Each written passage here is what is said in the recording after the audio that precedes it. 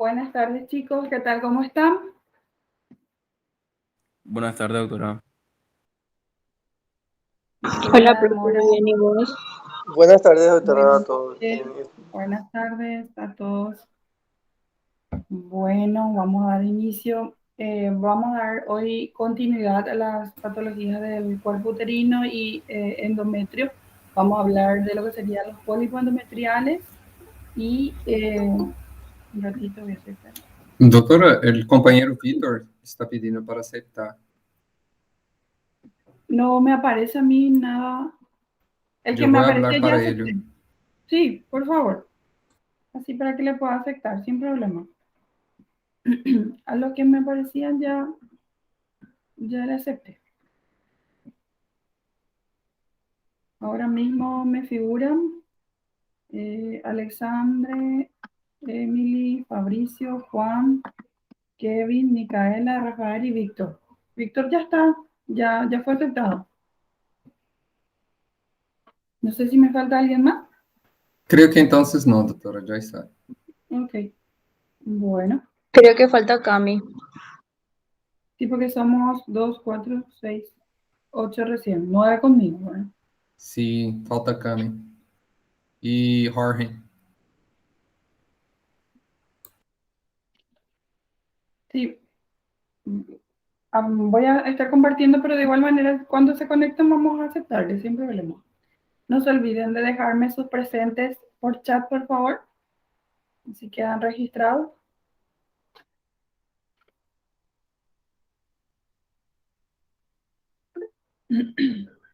Como les iba comentando, eh, vamos a desarrollar hoy patologías del útero y del endometrio, ¿sí? Sería hiperplasia endometrial, ahí Jorge, hiperplasia endometrial y pólipos endometriales, ¿sí?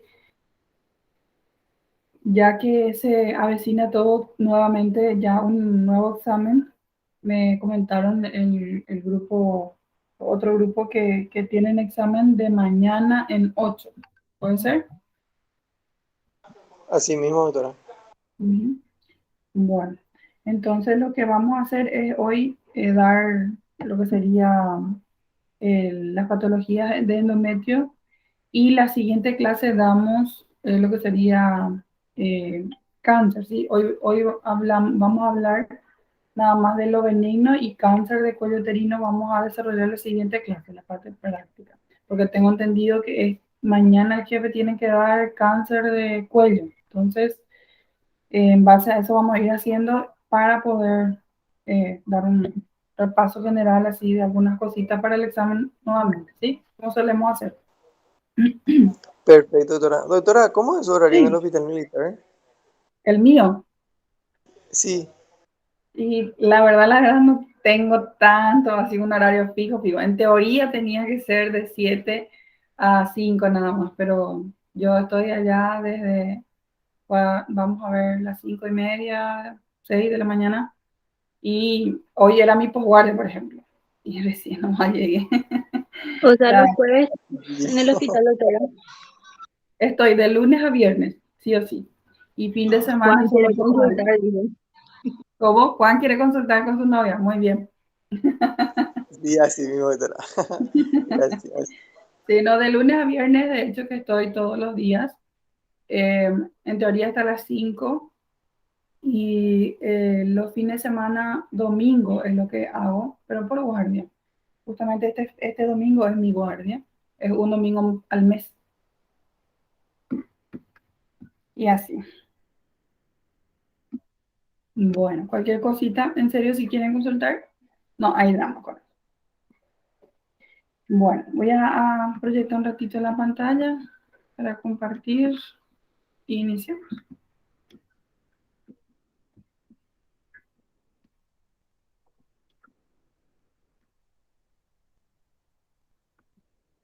Bueno, damos seguimiento a lo que se vio la vez pasada en cuanto a lo que serían miomas, ¿sí? A modo ya de repaso de este tema, lo que deben conocer son justamente los tipos de mioma, ¿verdad? Deben saber que el mioma es un tumor benigno, ¿sí? No es un tumor maligno. La máxima incidencia en cuanto a la edad es entre 35 y 54 años, ¿sí? Y el tumor más frecuente de todo el tracto genital. La causa todavía no se conoce, pero se calcula, se cree y se acepta como una teoría, una hipótesis de que los estrógenos y la progesterona ayudan para que ellos aumenten de tamaño, ya que cuando llega la menopausia ellos empiezan a entrar en retroceso, ¿sí? A involución. Lo que le decía, se clasifican según su localización en 3 tipos, es lo que tienen que manejar. ¿Cuál es el más frecuente? Tenemos el intramural, subseroso y submucoso. El más frecuente el intramural, le sigue en frecuencia el subseroso y en último lugar el submucoso. Entre ellos deben saber cuál es el que más síntomas da. ¿Alguien se recuerda? Dijimos que de estos 3 había uno que más síntomas tiene, otro que casi no tiene síntomas y otro que también puede producir sangrado sobre todo. No sé si recuerdan o miraron la clase que había alzado. Si por ahí no recuerdan, igual yo les vuelvo a repetir. Y creo que no recuerdo ya. No. Ok, bueno, habíamos dicho que tenemos 3 tipos, ¿sí? El intramural, ¿sí? El intramural que es más frecuente, este puede sangrar, pero no es tan frecuente que sangre. Luego tenemos en frecuencia el subseroso, ¿sí? Los subserosos sí ya son, son más frecuentes después de los intramurales, pero estas son prácticamente asintomáticas, ¿sí? A menos que, porque como ven acá, este por ejemplo tiene un pedículo, a menos que se tuerza eso, generalmente ahí lo que duele, ¿verdad? O si agarra a tener un tamaño muy grande que comprima órganos vecinos, en ese caso sí ya tiene síntomas, pero generalmente es asintomático el subseroso y el más sintomático es el submucoso, ¿sí? Podemos tener 2 tipos nuevamente otra vez. Si es pediculado y se proyecta hacia afuera, hacia la vagina, se le conoce muchas veces como mioma parido, ¿sí? Pero este también es un tipo submucoso. Por suerte es el menos frecuente, solo 5 a 10% de los casos se observa, pero en caso de que la paciente presente el submucoso, generalmente este causa mucho sangrado, le produce a la paciente menometrorragia, ¿sí? Aumenta el sangrado tanto en la cantidad como en los días, ¿sí? Empieza muchas veces con una hipermenorrea y luego ya van a una menometrorragia, ¿sí? Es lo que le estaba diciendo, el subseroso generalmente es asintomático, se encuentra por debajo del peritoneo visceral, ¿sí? Por eso es subseroso.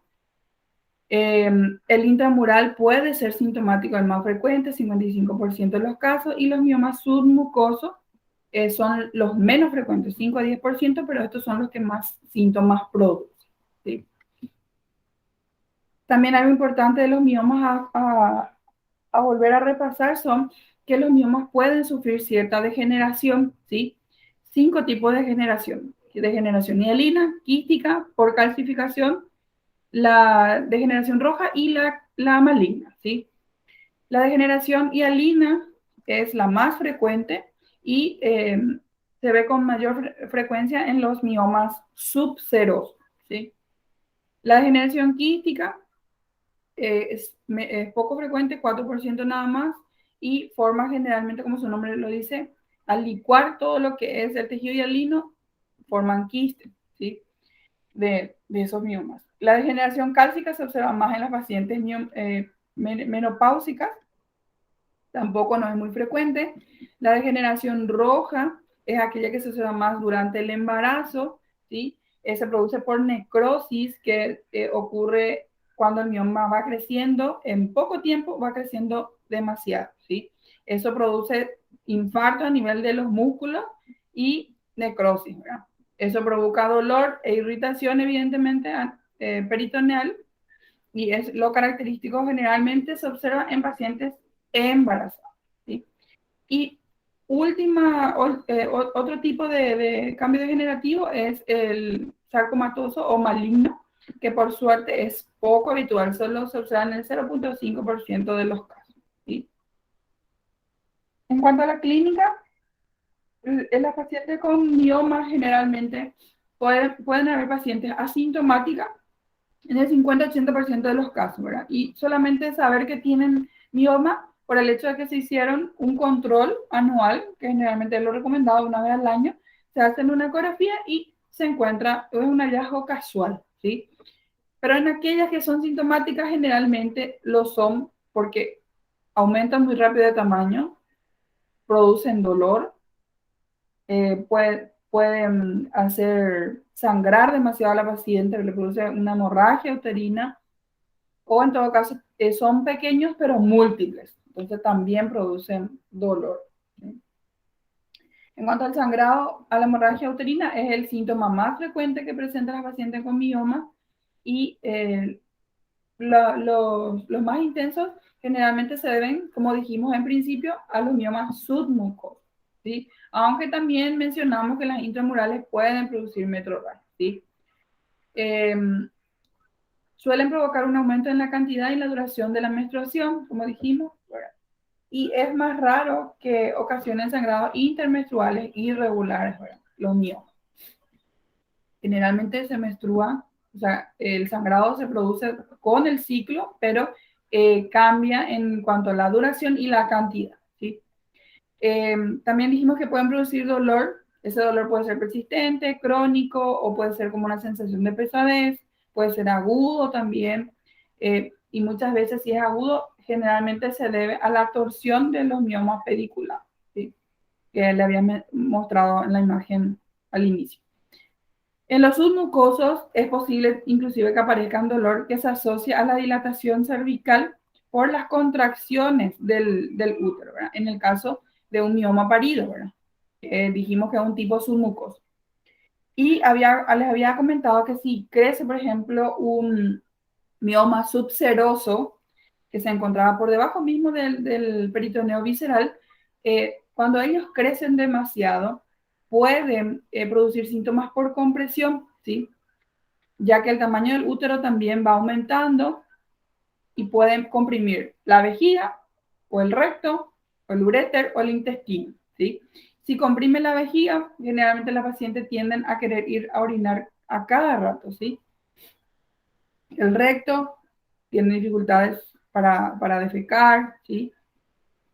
Lo mismo que para el uréter, si comprimen el uréter generalmente o pueden producir, dependiendo a qué nivel contraen, comprimen, pueden producir inclusive un globo vesical, ¿sí? También otro signo y síntoma que podemos ver es la anemia, ¿sí? Nosotros vamos a dosarle, generalmente a la paciente le pedimos un hemograma, vamos a ver que venga con hemoglobina disminuida. Generalmente en este caso la anemia es macrocítica hipocrómica, que es secundaria a la hipermenorrea, ¿sí? También es posible que observemos poliglobulia, así como trombocitos, ¿sí? Entonces la paciente va a tener hemorragia uterina, o sea, sangrado, que generalmente no es intermenstrual, es con el ciclo, dolor, como dijimos, puede haber también anemia ya como consecuencia, ¿no?, del sangrado, ¿sí? Y los síntomas por compresión. Entonces, sangrado, periodos menstruales más largos, que habíamos dicho, dolor inclusive durante el coito, también puede producir. La paciente se va a sentir más hinchada debido a las molestias abdominales.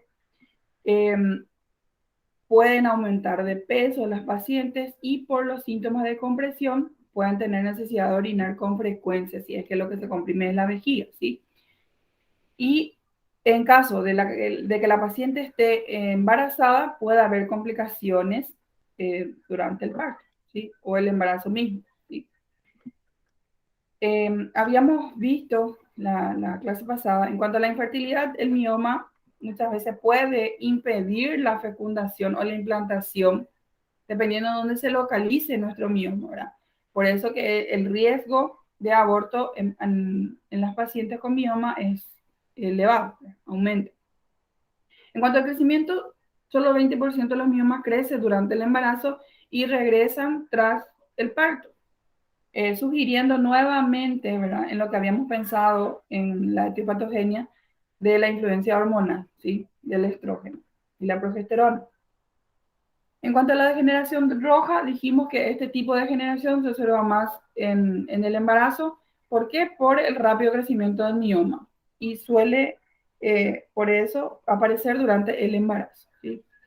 En cuanto a la finalización del embarazo, ya sea por parto vaginal o cesárea, en cuanto al parto, está aumentada la incidencia de partos pretérminos o abrupto y placentae o anomalía en la presentación fetal, ya sea por los múltiples miomas o igual si tenemos uno o dos miomas, pero el tamaño es demasiado grande, entonces hace que el feto generalmente no se pueda movilizar del todo bien dentro de la cavidad uterina y como generalmente la mayoría inicia en pelviana y luego a medida que va creciendo va rotando, generalmente lo más que pueden es permanecer de nalgas o ponerse en oblicuo transverso, ¿sí?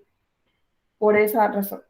También pueden presentar mucho dolor a medida que va iniciando el trabajo de parto por la contracción del músculo uterino que comprime a nivel de lo que serían los miomas, ¿sí? Distocias dinámicas, retención de placenta, entre otras cosas, ¿sí? Si la situación del mioma es baja, generalmente impide un parto vaginal y en ese caso estará indicado la cesárea, como habíamos dicho. ¿Verdad? Aunque no hay consenso y no parece adecuado hacer una miomectomía en la cesárea. Y hay que recordar que en una mujer a la que se realiza una miomectomía tiene mucho más riesgo de placenta previa o rotura uterina, ¿sí? Lo que se deja mucho más friable esa zona. ¿Cómo hacemos el diagnóstico de una paciente con miomatosis uterina? En aquellas asintomáticas suele ser un hallazgo casual. En las sintomáticas, por la historia clínica y la exploración física. Generalmente, si presentan sangrado, dolor, dijimos, ¿se acuerdan? La anemia a su vez puede llevarle ya a que esté pálida, puede presentar disnea, ¿sí? O sea, está asténica, caigüe, cansada, generalmente en la mayoría del día, porque muchas veces ya se debe a la anemia, ¿sí? Que puede producir esa sintomatología. Y la sintomatología orienta, en el caso de que sea de gran tamaño nuestro mioma, al hacer un tacto vaginal, siempre debemos hacer una palpación bimanual, ¿sí? Debemos tactar con la mano hábil y con la mano no hábil sobre el abdomen. Si es grande, podemos detectar el tamaño, la consistencia, si es móvil, no es móvil, ¿verdad? Si es móvil, generalmente es porque suelen ser pediculados, si no, es porque hacen cuerpo con el fondo del útero. Se palman mejor los miomas subserosos, evidentemente, porque son los que se encuentran más por fuera, ¿verdad? Se encuentran por debajo del peritoneo visceral y son más accesibles, por ende, a la exploración. La ecografía también nos ayuda para el diagnóstico, es el método más útil para confirmar justamente y con ello determinamos también el tamaño, la localización y muchas de sus complicaciones. En ocasiones se puede completar el estudio con resonancia magnética, sobre todo si se piensa en realizar como tratamiento una embolización más adelante, ¿sí?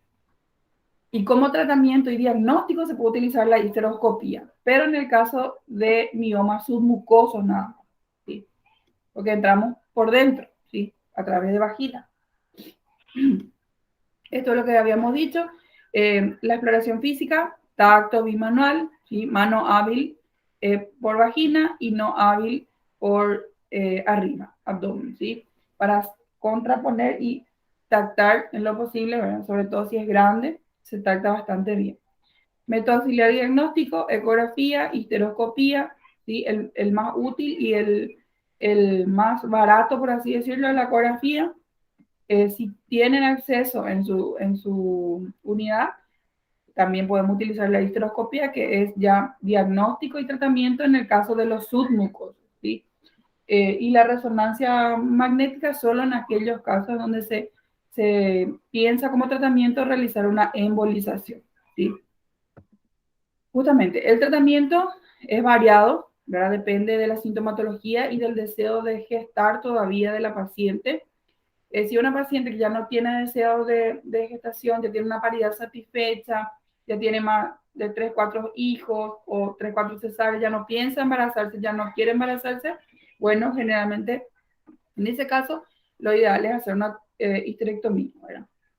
O se le indica generalmente. O si Doctor, una paciente, sí, y en las mujeres también más viejas, que ya pasan de la menopausa también, se hace la histerectomía. sí, generalmente sí. Más todavía en las mujeres ya de adultas mayores se Mm. hace la histerectomía, porque ellas generalmente ya no están menstruando, ya no se van a embarazar, ¿verdad? Y vemos otra vez, si tienen 55, 60 años para arriba, generalmente ya los ovarios, se hace una histerectomía radical, se saca trompa, ovario y útero, ¿verdad? Ah, sí. Si es Ok. si es una paciente más joven, por así decirlo, 40, 45 años, entonces es joven todavía, va a necesitar aún de sus ovarios y si el problema solo son los miomas y ya no tiene deseo de gestación, entonces le sacamos solo el útero y dejamos trompas y ovarios, ¿sí? Como para que los ovarios sigan en funcionamiento, secretando las gonadotropinas que ayudan a que la paciente esté todavía estable, en equilibrio en cuanto a las hormonas y no sufran de los sofocos o de ciertos síntomas que le va a producir una menopausia inducida al sacarle el útero. ¿Se entiende? Sí, ok, doctora, gracias. Dale. Bueno, y son varios los tratamientos que se pueden plantearle a la paciente y esto depende del, como dijimos, de los síntomas que presente, de la edad de la paciente, del deseo de gestar y del tamaño del útero, ¿sí? Si tenemos un útero pequeñito y con mioma pequeño, generalmente le damos tratamiento hormonal, ¿sí? Generalmente análogos de la gonadotrofina, ¿sí? Sin embargo, si es un útero grande, que hace que la paciente esté con menometrorragia, que se esté anemizando constantemente, le hacemos transfusiones, luego vuelve a anemizar, porque nosotros lo que hacemos haciendo transfusiones o dando complemento de hierro, ¿qué es lo que hacemos? Atajamos un rato, nomás le volvemos a cargar nomás, pero si la canilla que hace que sangre nosotros no cerramos, va a seguir sangrando, o sea, si no solucionamos el problema. La conducta puede ser expectante, quirúrgico, en el caso de una histerectomía o miomectomía, embolización o un tratamiento médico, como les dije. Conducta expectante, generalmente, como les dije, si es pequeño, no produce síntomas, solamente fue un hallazgo casual, entonces eso se va controlando nada más. ¿Sí? También en pacientes embarazadas también es expectante. La embolización generalmente se realiza colocando un catéter, ¿sí? Sobre todo en aquellas intramurales se realiza este tipo de tratamiento. Se entra por la vena femoral generalmente, se llega hasta la arteria uterina, se envía la microesfera, ¿verdad? Y lo que hace esa microesfera tapona las ramitas que nutren a nuestro mioma y por ende dejan de crecer, ¿sí? Como les decía, el Doutora, tratamiento, ¿sí? buenas tardes. Buenas tardes. E no slide anterior, la Sí, diapositiva anterior. sí. Entonces, ahí tem miomectomia, esterectomia. E se poderia, se é mioma de tamanho pequeno, se pode ser por cauterização? Si es pequeño y no le molesta a la paciente, o sea, no tiene síntomas, eso no se toca. Ah, Solamente se opera, o sea, es quirúrgico cuando crece muy rápido, o sea, aumenta de tamaño muy rápido, cuando le hace sangrar demasiado, cuando llega a una menometrorragia ya la paciente, cuando anemiza o cuando le duele. Solamente en esos casos se toca. Si es que certo. la paciente no le produce síntomas, ¿para qué vamos a tocar? Se queda ahí y se Verdade, controla. verdade. Perfeito. Graças, doutora. Vale. Bueno, Expectante, habíamos dicho, en miomas pequeños, miomas asintomáticos, y se hace cada 6 meses una revisión periódica con ecografía, ¿sí? Y en el caso de embarazadas también, porque por más pequeño y molestoso o grande que sea y molestoso que sea, no podemos tocar. ¿Por qué? Porque está gestando. Y si llega a sangrar, porque ese es el peligro muchas veces con la miomectomía, uno no sabe lo que va a encontrar al abrir. A veces tenemos suerte y son capsulares, solamente le cubre el peritoneo. Nosotros qué hacemos, le hacemos una pequeña incisión en base y ¡pum! Sale así, como si fuese, no sé cómo que compararle, eh, como si fuese que estamos sacando el envoltorio de un bombón o de un caramelo, por así decirlo, así de fácil. Hay veces, no todas las veces. ¿Cuándo empieza el problema? Cuando está muy vascularizado, ¿sí? Ahí es que cuando sangra, y nosotros no podemos complicarnos con una miomectomía estando con una gestación. Entonces, en ese caso, se expecta, ¿sí? Si empieza a crecer más y empieza a producir ya una restricción del crecimiento intrauterino del feto, o empieza a producir desprendimiento, sangrado, algo, cualquier otro síntoma ya que pueda afectar a la madre o al feto, ahí sí ya no es expectar. Ahí ya vemos si ya está maduro el feto, todo eso. Tratamos de alargar lo más que podamos para intervenir. En el caso del tratamiento quirúrgico tenemos el conservador y el radical. El conservador, habíamos dicho, que es la miomectomía. Generalmente se le ofrece a las pacientes jóvenes, sintomáticas, evidentemente, o con miomas de gran tamaño, pero con deseo de gestar aún, ¿sí? Por eso se opta en ese tipo de pacientes con la miomectomía, ¿sí? Se puede realizar la miomectomía por laparotomía, laparoscopía, y en casos seleccionados por histeroscopía, en el caso, como dijimos, de miomas submucosos, solo en ese caso por histeroscopía. La cirugía radical, que sería la histerectomía radical, está indicada en pacientes con deseos reproductivos ya cumplidos, como dijimos, ¿verdad? Que tengan miomas sintomáticos o que sean de gran tamaño, o en el caso de que fracase el tratamiento conservador, que sería la miomectomía. ¿Sí? En caso de fracaso de la miomectomía, que vuelvan a salir nuevamente, entonces histerectomía, pero ya si no tienen deseo de gestar. La embolización, habíamos dicho, es una alternativa aún no extendida, ¿verdad? A la miomectomía en miomas sintomáticos, aquellos que están muy vascularizados y aquellos que no se han pediculado, se hace la embolización, ¿sí? Fundamentalmente los intramurales, como le había dicho, o en miomas recidivantes que ya se habían sometido a una cirugía, o sea, una miomectomía, y volvieron a salir, ¿sí? Consiste la embolización en la localización de las arterias uterinas mediante la introducción de un catéter a través de la arteria femoral. Una vez que se localiza en la arteria uterina, se introducen pequeñas partículas embolizantes que producen isquemia a ese nivel, y de esa manera no sigue creciendo nuestro mioma, ¿sí? Empieza a disminuir el tamaño. El tratamiento médico, como le había comentado, lo hacemos con los análogos de la gonadotropina. Lo que hacen es disminuir el volumen y la vascularización del mioma, pero no produce muerte celular. Ahí está la cagada, ¿verdad? Al no producir muerte celular, nosotros dejamos de utilizar en las pacientes los análogos y vuelven a crecer, ¿sí? Entonces los efectos beneficiosos del tratamiento son temporales.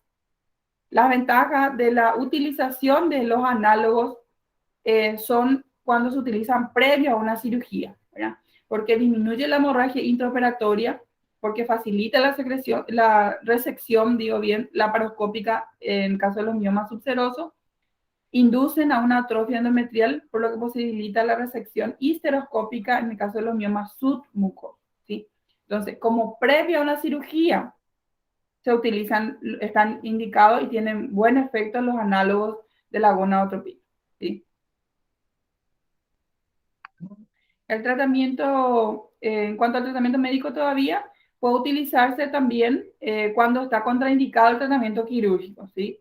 Si es joven, tiene todavía deseo de gestar, entonces yo no le puedo ofrecer una histerectomía, ya le hice una miomectomía y volvieron a recibir, entonces en ese caso también puedo utilizar el tratamiento médico, o sea, con análogos de la gonadotropina.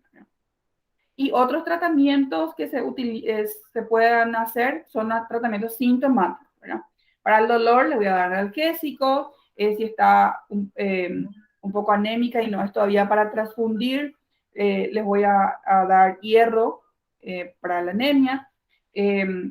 Para cortar el sangrado generalmente damos AINES, ibuprofeno o también un antifibrinolítico como el ácido tranexámico, por ejemplo, ¿verdad? Para poder cortar más con ese sangrado, ¿verdad?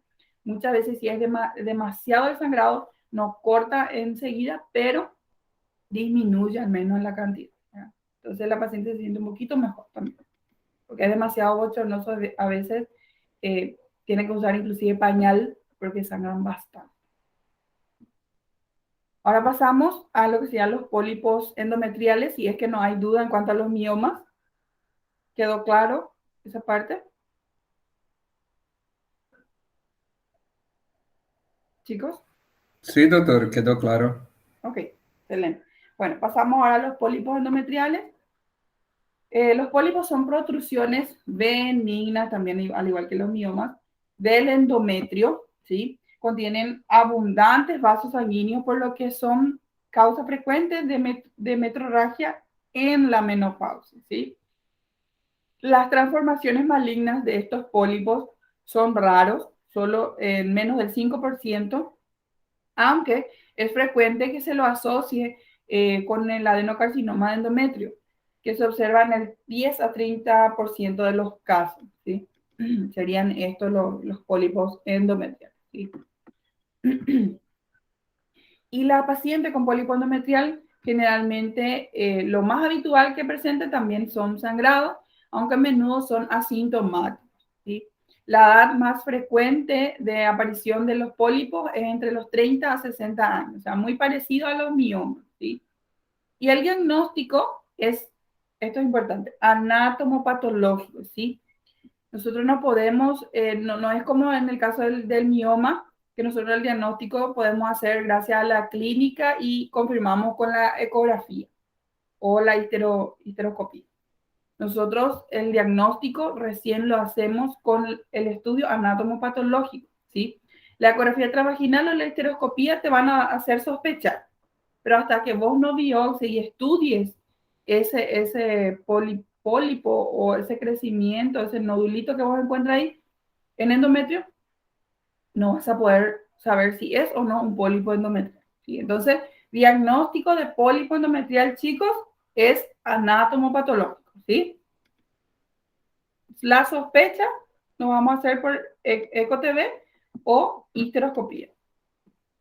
Y el tratamiento consiste justamente en la extirpación quirúrgica mediante mediante la histeroscopía. Se introduce el histeroscopio, ¿sí? Por vagina, por el orificio cervical, externo, interno, y se llega a la cavidad endometrial. Se observa generalmente el pólipo, ¿verdad? En diferentes tamaños podemos encontrar. Se extirpa generalmente, ¿sí? Generalmente la punta de nuestro histeroscopio tiene un sablecito que se puede agrandar, ¿sí? Generalmente introducimos así pequeñito. Sacamos más la liga, envolvemos al pólipo, volvemos a estrangular el pedículo del pólipo, ¿sí? Y se produce la coagulación, se corta, ¿verdad? Por calor, para que esto no sangre. Ese material se extirpa, o sea, se saca y se envía a anatomía patológica, ¿verdad? Para poder descartar malignidad siempre, ¿verdad? En casos seleccionados de mujeres asintomáticas se puede adoptar una conducta expectante con controles periódicos si es que no le produce síntomas, ¿sí? Acá se observa la histerosonografía, esto ya la histeroscopía con la polipectomía. ¿Sí? Es cortito.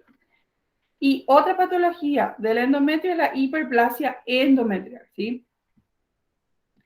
La hiperplasia endometrial es un trastorno que consiste en la proliferación, como vemos acá, ¿sí?, del endometrio por acción de los estrógenos, sin que tenga efecto compensador la progesterona, porque lo que generalmente produce, o sea, se produce en una persona normal, entre comillas, por así decirlo, es, hay estimulación del estrógeno, hay una proliferación, menstruamos, hay un aumento del pico de progesterona, eso vuelve a volverse lineal como vemos aquí, pero en la hiperplasia se produce la proliferación del endometrio, pero provocada por el estrógeno, pero no hay una secreción de progesterona que compense eso, entonces queda de esta manera, ¿sí?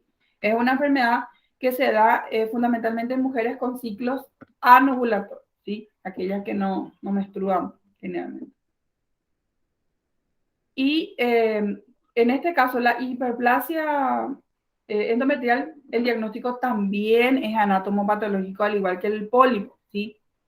Y por anatomía patológica nosotros podemos recibir el informe de una hiperplasia simple y una compleja.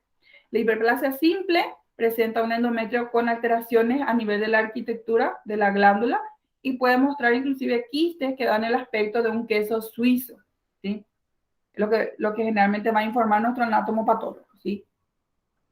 Y en la hiperplasia compleja hay un aumento del número y tamaño de las glándulas endometriales con un estroma más escaso entre ellas, ¿sí? Es la diferencia con el simple, ¿sí?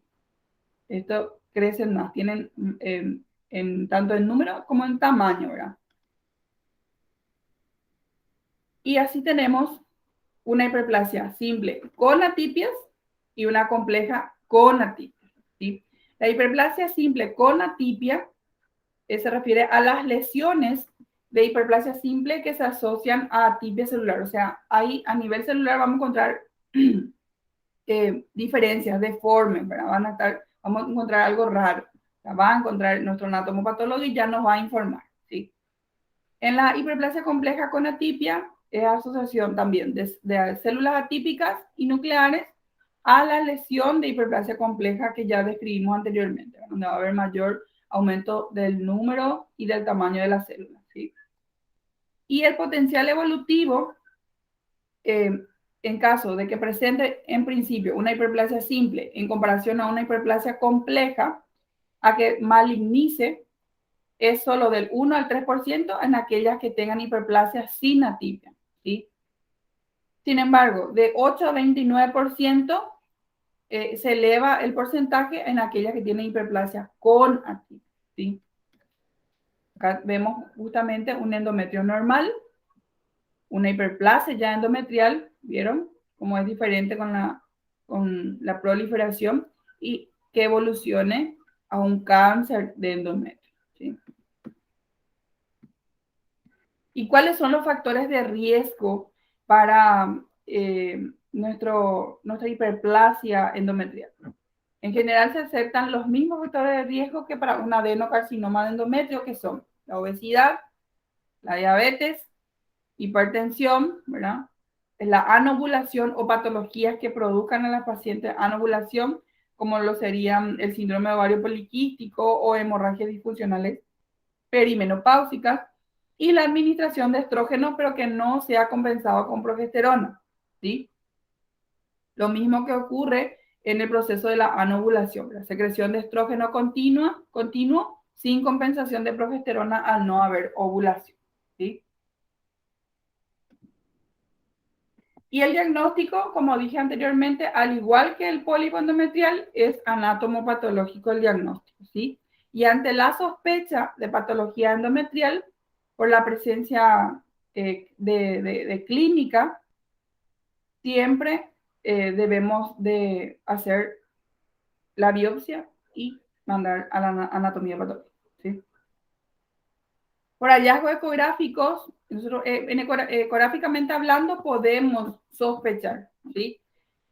Cuando nosotros decimos que es una hiperplasia o es anormal, nos hace sospechar una hiperplasia, Cuando el endometrio se encuentra engrosado, o sea, mayor a 5 milímetros, en la mujer es menopáusica, o sea, posmenopáusica, y mayor a 15 milímetros en las premenopáusicas, ¿sí?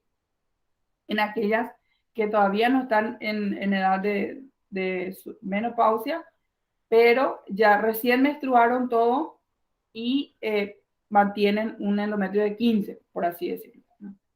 Entonces, eso no correlaciona. Generalmente cuando menstruamos todo recién, ¿verdad? En los primeros días post menstruación, el endometrio está súper lineal, fino, y empieza nuevamente pasando las semanas, pasando por el ciclo de proliferación, a engrosarse nuevamente para cuando llegue la fecha de menstruar, descamarse nuevamente. Es el proceso normal. Pero generalmente cuando siguen engrosados es porque algo hay. Generalmente suele ser una hiperplasia. Y es obligatorio obtener material de esa proliferación. Y generalmente, ¿qué es lo que hacemos en esta paciente? Le hacemos un legrado, ¿sí? Le hacemos un legrado para mandar material a anatomía patológica. El diagnóstico de elección es la histeroscopía biópsica, ya que ofrece la ventaja de mirar la cavidad del endometrio a la hora que vas a realizar tu biopsia. Eso es lo ideal, ¿verdad? En el caso de que tengamos histeroscopio. Otro método también útil, como les dije, es el legrado fraccionado o utilizar cánulas flexibles tipo Conair o Pipelle. Como le digo, generalmente, si se tiene de elección, histeroscopía biópsica. Si no, un legrado fraccionado, ¿verdad? Pero si se les consulta diagnóstico de elección para hiperplasia endometrial, histeroscopía y biopsia, ¿sí? El tratamiento de nuestra hiperplasia lo realizamos, para realizar el tratamiento tenemos dos factores importantes a tener en cuenta a la hora de elegir el tratamiento, ¿sí? La edad de la paciente y las características histológicas de la lesión. Como dijimos, puede ser con atipia o sin atipia. Entonces se tiene en cuenta la edad y las características histológicas. Si es una hiperplasia con atipia, se realiza histerectomía por riesgo de degeneración maligna, ¿sí? No nos podemos arriesgar en hacerle solamente una biopsia o bueno, ya le habremos hecho una biopsia, por eso que tenemos el informe de hiperplasia con atipia. Entonces nosotros no le podemos dejar así nomás a esa paciente, tenemos que ofrecerle la histerectomía, porque si le dejamos así, eso puede evolucionar, dijimos, a un cáncer de endometrio. Sin embargo, si la paciente tiene una hiperplasia sin atipias, ¿sí? Y es una mujer en edad fértil, con deseo aún de gestar, hay que inducir la ovulación para que se embarace y después a ello ver cómo va evolucionando y ver otro tipo de tratamiento nuevamente, plantearle otro tratamiento. Si la mujer está en edad fértil, pero ya no tiene deseos de gestación, se disponen de múltiples opciones ya dependiendo de cada caso, ¿verdad? Si es una mujer en edad fértil sin deseo de gestación, se puede utilizar gestágeno. En la segunda fase del ciclo, podemos indicarle DIU con nivelador de levonorgestrel o darle un tratamiento combinado de estrógeno con gestágeno. Podemos indicarle danzol o análogo de la gonadotropina también. En aquellas mujeres que rechacen el tratamiento médico, no quieren usar DIU, no quieren utilizar los análogos o los medicamentos, o en aquellas que utilizaron el tratamiento médico, pero persiste la hiperplasia, a pesar de ese tratamiento, se le va a ofrecer la histerectomía otra vez, ¿sí? En las mujeres peri o posmenopáusicas es posible dar gestágenos durante 3 meses o directo indicarle tratamiento quirúrgico, que sería la histerectomía, ¿sí? Bueno, hasta ahí la clase de hoy. Ahora les tengo 3 casos clínicos. Vamos a ver qué tal estamos con estos 3 temas, ya que estamos a puertas del examen. Entonces, para ir repasando, ¿les parece? Porque ya la próxima clase tenemos que dar cáncer de cuello y hacer un repaso así flash para que nos dé tiempo, entonces ya les puse unos casos. Bueno, presten atención. Mujer de 55 años con patología de base, hipertensa, diabética, ¿sí? Con un índice, dijimos que la hipertensión y la diabetes era factor de riesgo para una de las patologías que desarrollamos. Con índice de masa corporal mayor a 30, o sea, es obesa, otro factor de riesgo, tiene 3 factores de riesgo. La edad también, dijimos que estaba dentro del rango 30 y 60. ¿De qué patología estamos hablando?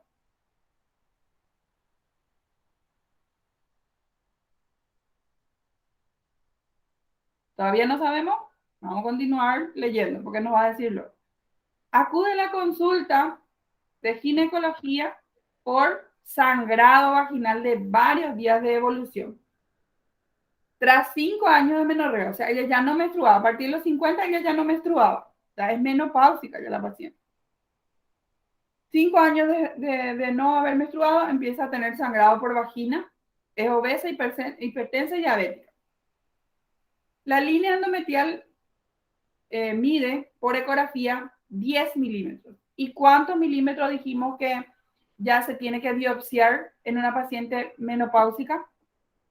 5 milímetros era en o sea, después que ella no tenga, o sea, menopáusica, y 15 era premenopáusica. Exactamente. Esta paciente es menopáusica porque dice que hace 5 años no menstruaba.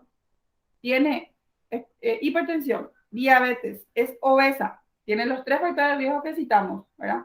Le faltan los otros 2 y ahí ya completa todos los factores, ¿verdad?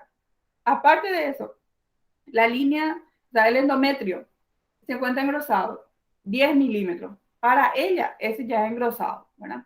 Porque dijimos hace rato que 5 milímetros ya en adelante ya es engrosado para este tipo de pacientes.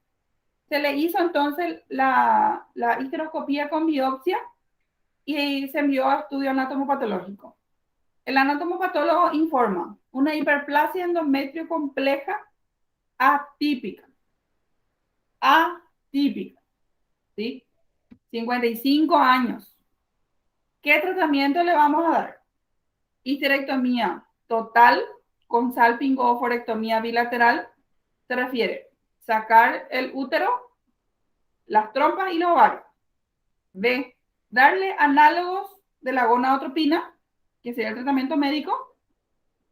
C, resección endometrial por histeroscopía. Sacar un pedacito por histeroscopía, mandar a estudiar. D, darle un DIU, liberador de levonorgestrel, que es un tratamiento médico también dijimos, o indicarle un gestágeno. Tratamiento médico también.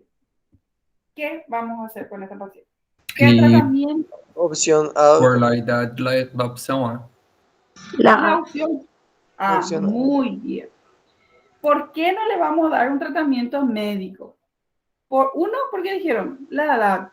Sí. Segundo, tiene muchos factores de riesgo. ¿Sí? Yo ya no le voy a hacer una resección endometrial por histeroscopía porque ya se le hizo ya. Que ya me informó que tiene un endometrio complejo con atipias. De balde ya le voy a dar un dispositivo o gestágeno análogo. ¿Por qué? Porque tiene atipias. Y dijimos que si hay atipias a su edad, como hay riesgo de degeneración maligna, o sea, que se vaya y progrese a un cáncer de endometrio, ¿qué dijimos que le íbamos a ofrecer? Directo a una histerectomía. O sea, está bien lo que eligieron. Muy bien. La respuesta es histerectomía total con salpingo-oforectomía bilateral. Excelente, chicos. Muy bien. Segundo caso clínico. Paciente de 49 años con mioma uterino de tamaño equivalente a una gestación de 12 semanas. Es muy grande su mioma. ¿Qué presenta? Hipermenorrea y hemoglobina de 9, o sea, está anémica. No tiene patologías de base asociada. La paciente está en lista de espera para que se le haga su histerectomía, pero se le programó para dentro de 3 a 4 meses recién.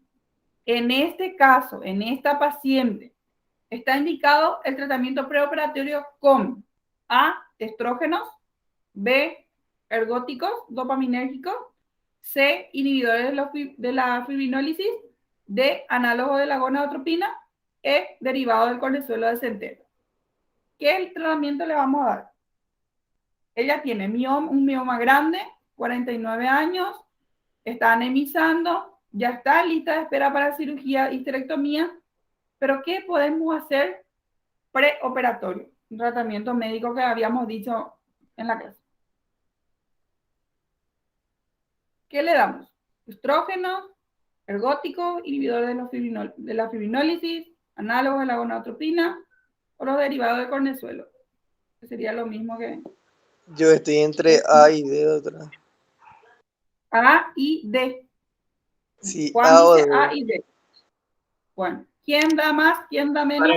Para mí, letra D, doutora. D. ¿Vos sos Alexander? Fabrício. Fabrício. Fabricio. Perdón, ya me confunden todo porque casi todos hablan igual. Y no les veo ahora. Sí, Ok. doctora, letra ¿Alguien da D, más? análogos D. de NH. Análogos. Ok. ¿Alguien más? Vamos, participen, chicos. No importa si se equivocan, que para eso estamos. Yo prefiero que se equivoquen aquí, no en el examen. Yo también creo que es la letra D, doctora. D. Muy bien. Yo digo A ver, C. las chicas, hoy no las escucho. La D, letra inhibidor C. de la fibrinol. Ok. ¿Alguien más?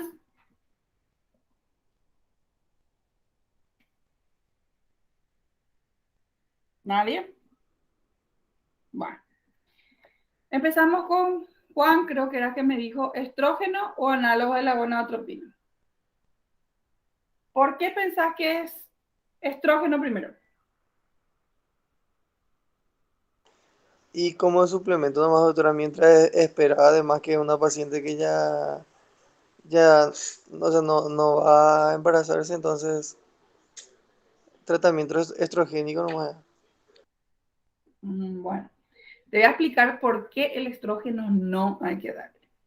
El estrógeno estimula el crecimiento de los miomas. Si yo tengo una paciente con un mioma grande, ¿sí?, que está en lista de espera, y lo que yo quiero es provocarle una regresión en todo caso, o que se quede con ese tamaño y no crezca más para que aguante 3 a 4 meses para llegar a su cirugía, no le puedo dar estrógeno.